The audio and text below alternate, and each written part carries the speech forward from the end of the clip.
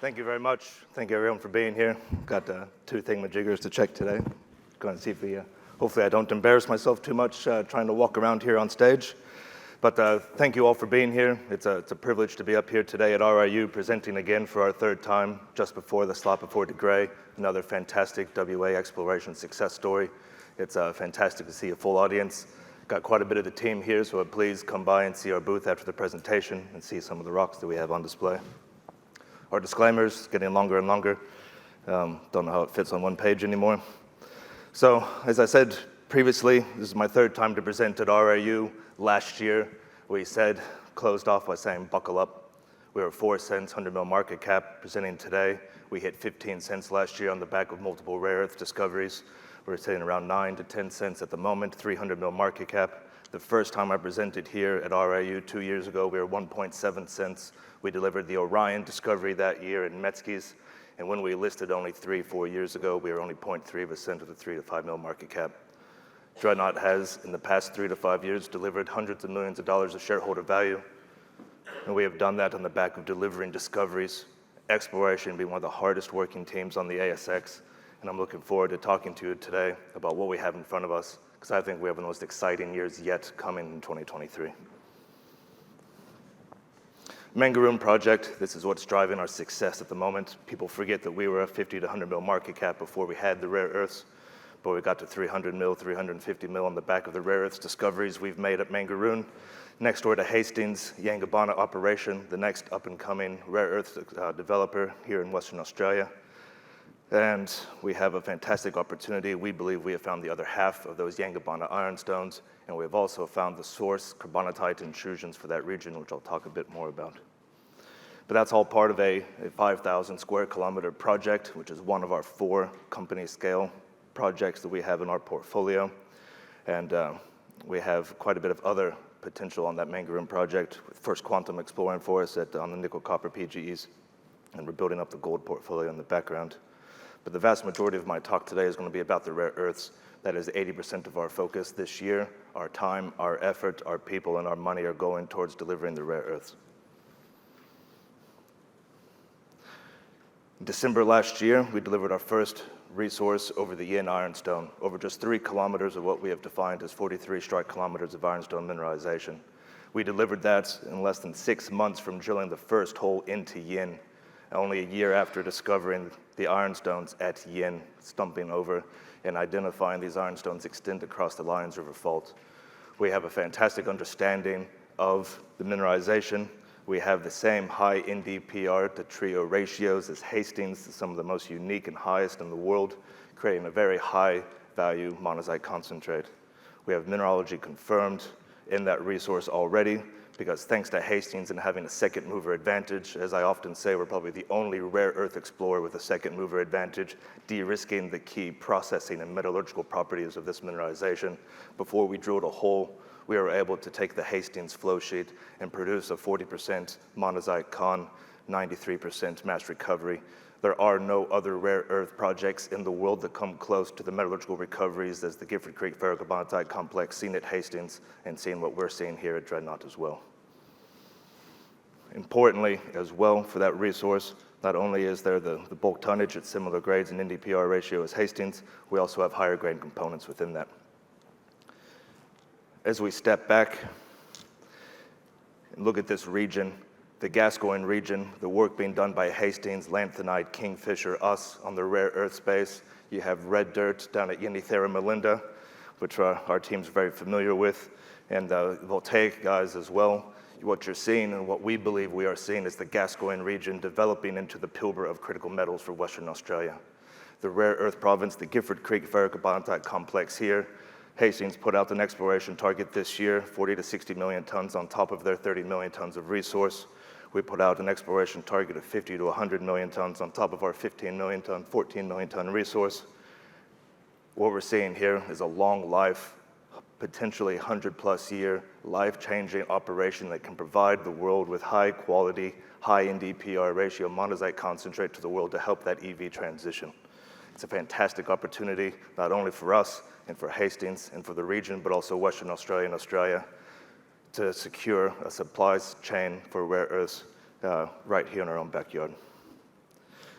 These exploration targets, importantly, that's only the top 150 meters. The thicknesses and grades we've seen at Yin in that initial resource, we believe there could be underground potential on that. These things are magmatic dikes. These things should not cease to exist as they continue to go down at depth. These things should have significant depth extent. We're doing work on that at the moment, see if that does actually have economic potential as an underground mine. And then if it does, we will be drilling that deep, and we will show that this thing extends to depth. And we also have the carbonatites, which I'll talk about in a second. So what we see here in the Gifford Creek ferrocarbonatite complex, you have the Hastings ironstones, you have the Dreadnought ironstones, and we believe that Hastings is building a mine. We're going to deliver the resources in the next 6 to 9 months to form the foundations of study work to build a mine, to produce a monazite concentrate here in Western Australia, here at this project, and we'll deliver those resources. 30 to 50 million tons is our target, and we will commence study work on that by the end of this year. Once we start that study work, we'll then continue to add resources on the ironstones. Running in parallel to the ironstones, which have been de-risked thanks to Hastings, we will be exploring and continue to explore the carbonatite intrusions of this region. Significant upside scale potential. The ironstones are there, but these carbonatite intrusions, since Newmont was out here in the 1990s, Hastings has been looking for these as well. They were sitting on the Lions River Fault, and we have already confirmed, we drilled 90 holes at the end of last year. We're only a third to halfway through testing the C1 to C5 carbonatite targets. We packed up shop for Christmas, and we will be continuing that first pass program. But despite that, those first 90 holes identified 6 regions of mineralization within the carbonatites to date, and we've only just started on that. Quite thick mineralization. We have the residual mineralization seen at places like Mount Weld and Arasha, and we'll continue to assess. We have 3,000 samples at the lab at the moment. We have a steady flow of news coming on the back of those drill results that we put out last year, that we drilled last year. And then beyond C1 to C5, we also have C6. C6 is on the next crustal scale structure down. This has a very similar geophysical signature to Mount Weld and Ngualla. It's more of the classic large, high mag, high grav sort of carbonatite target. I was up there with the native title group, the Thin Ma, 4 days before Christmas, walking 12 Ks across C6, all undercover. So looking forward to drilling that. But we have approvals in place now. We will be drilling this here in the next couple of weeks. And we are very, very excited to not only continue to deliver discoveries and resources on the ironstones, but also assess the C1 to C5 carbonatites and to the C6 carbonatites all this year in the coming months. So what does that see for us? Ironstone framework drilling. We have 43 strike kilometers of ironstone. We've drilled out 3. We're going to find out where within that 43 strike kilometers is the best place to start building a core resource base to start converting for study work. So where within that 43 strike kilometers do we want to double or triple our current resource? By the way, that resource we delivered with 6 weeks of drilling with assay results delivered in a resource put out in 6 months. These aren't a big Hemi discoveries. These aren't big Julimars. These aren't big Gruyères. These don't take 14 rigs a year and a half to drill out. We did that with 1 rig in 6 weeks of drilling, and we will continue to be able to keep that pace up. In May, once we get back the metallurgical test work results in our QA/QC, we'll put out a resource upgrade on Yin. And with the drilling that we'll be commencing this weekend, we will be delivering the ironstone extension resource work by September quarter. And the carbonatites will be being tested in tandem, as we'll have 3 to 4 rigs on site.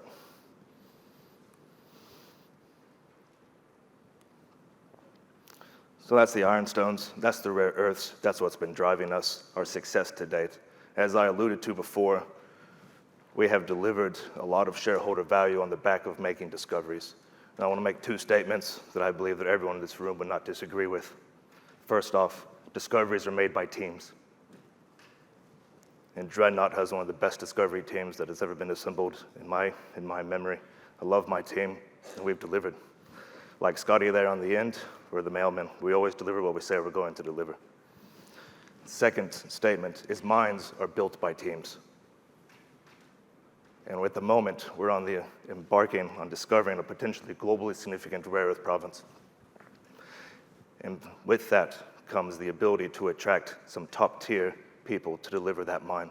So over the next 6 to 12 months, while our team is delivering additional discoveries and resources at Mangaroon, we will be recruiting the team to develop that mine to make sure it's done in the best interest of Dreadnought shareholders to deliver the value and create the concentrate that we can produce here in Western Australia for supply chains. And while that's being built, and when our team is done delivering those discoveries and resources, and we've built the team to lead the study work and the development, our team will continue to be advancing our 4 other project scale, potentially life-changing, company-making projects. And what does that look like for us this year? Mangaroon gold. There's a lot of people expecting the gold to come through this year. We're no different. We originally pegged Mangaroon for the nickel and the gold. First Quantum's drilling out there this year. They'll be continuing to test the nickel. But Sam Bassetti has been sitting down with all the old prospectors, the station owners, the people who have worked out at Star of Mangaroon, the Mangaroon Gold Province before, a region that produced gold at ounces to the ton. And we're amassing for the first time all of the locations that gold has been produced and never been drilled. We've identified a 14-kilometer-long gold trend where thousands of ounces have been produced and not a single drill hole into it. So we'll be preparing to deliver those gold discoveries this year while we're delivering the rare earths. Taraji Yampi, in 2021, we delivered the Orion copper, silver, gold, cobalt discovery. The last year, it sort of fell behind and people forgot about it. That is what drove us to a $100 million market cap in the first place. And we've been working feverishly to find Orion's friends. We see that as an Avanco-style opportunity, the ability to identify a camp of high-grade copper deposits here in Western Australia, a style of mineralization not seen in Western Australia before, but very similar to Cloncurry and Mount Isa district. We'll be up there. We've identified a number of Orion lookalikes with the geochemistry, the Gossans sticking out of the ground, and the EM plates sitting there ready to be drilled. So we'll be making and delivering those drill programs this year in the Kimberley come July and see if we can't show the scale opportunity in the Kimberley. Bresnahan, our newest project off the ranks, taking the fantastic work done by Northern Minerals, George Bach, Carl, and all the guys that developed the unconformity heavy rare earth model. And we've deployed that to identify a potentially new province. And just last year, we spent a couple of days proving the concept that there are heavy rare earths. We got rock shapes the exact same grade as Wolverine. And this year, with that proof of concept in place, we will be going out there and defining drill targets along the 300 strike kilometers of prospective structures that we have in this 4,000 kilometer land package that we dominantly pegged as open vacant ground to explore for rare earths and gold and silver and antimony similar to Black Cat's Paulson's operation down the road. Very exciting. Could turn into nothing. It's exploration, but it's a new province, it's new exploration, it's opening new search space, and that's how big discoveries are made. In Central Yilgarn, the last one I talk about, what company wouldn't dream of having 150 strike kilometers of greenstone belts that's underexplored, and we still do. And we're going to be advancing that. We're working with New Exco. We're going to be defining and generating nickel targets with New Exco to see if these belts have similarities to Forestania Lake Johnson. We'll be delivering those targets and drilling those by the end of this year or ready for next year, in addition to the gold targets that our team generated out there previously.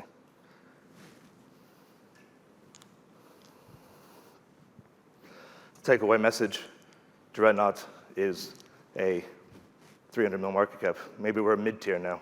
We're a mid-tier explorer, multi-commodity, lots of exposure to the critical metals needed for the future.